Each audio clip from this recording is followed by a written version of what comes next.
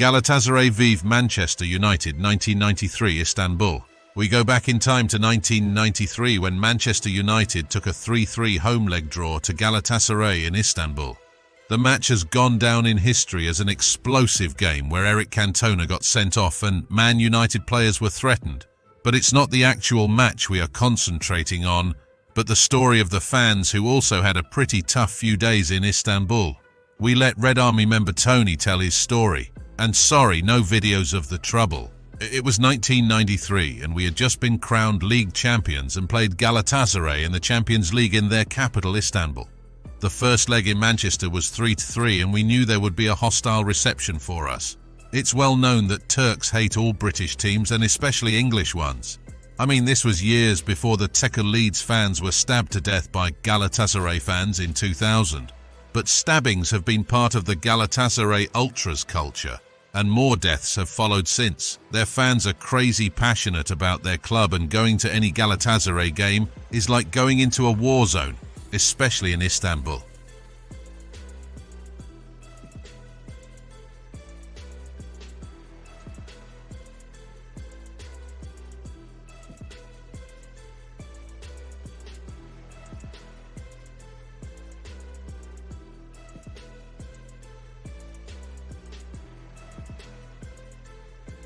Anyway, 200 of us arrive in Istanbul. Our team bus had already arrived to a hostile reception and a banner that read, "Welcome to Hell." Once in Istanbul, we had to walk from the coaches to the hotel. No women, all blokes. That freaked me out as I don't understand where all the women are. Anyway, the locals are giving us daggers and spitting at us. So it all kicks off when one of our lot smacks a local. He threatens us with the cutting across the throat action and legs it. We arrive at the hotel and check in, then straight back out and hit the bars. Turks are all staring at us and you can cut the atmosphere with a knife. None of us have been to Turkey before. And the main talking point is the complete lack of Turkish women. It's just surreal. Anyway, it's not long before trouble starts, and we have to barricade ourselves behind the bar doors from about 80 Turks that want to kill us for some reason that I was unsure of. The Turkish police arrive and attack us and leave the Turks alone. They round us up and send us back to the hotel.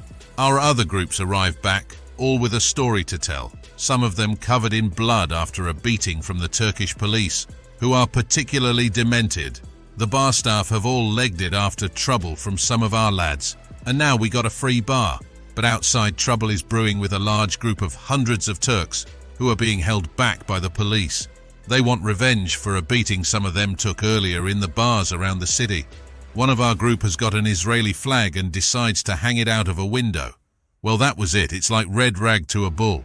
The Turks hate Israel more than they hate us. This Israeli flag would wave out of the window of the hotel, and the Turks would charge towards the hotel, trying to get into the bar area.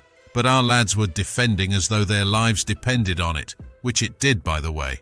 Stools, chairs, bottles, literally anything they could use to barricade the doors against this now incensed Turkish horde. We were now trapped. The Turks would surely kill us if we stayed put, as sheer weight of numbers would force the bar doors open.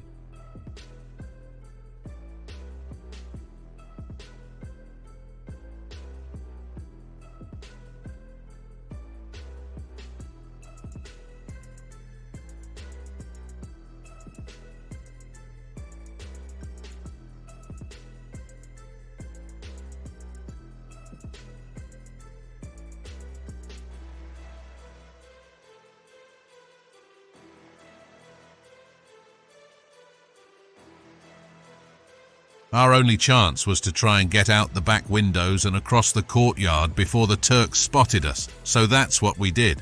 200 of us legging across the courtyard, but we ran straight into another large group of Turks who were waiting in a nearby street. We smashed them all over the place. I don't rate the Turks as fighters. They have a go when they have superior numbers, but all that knife stuff I don't get.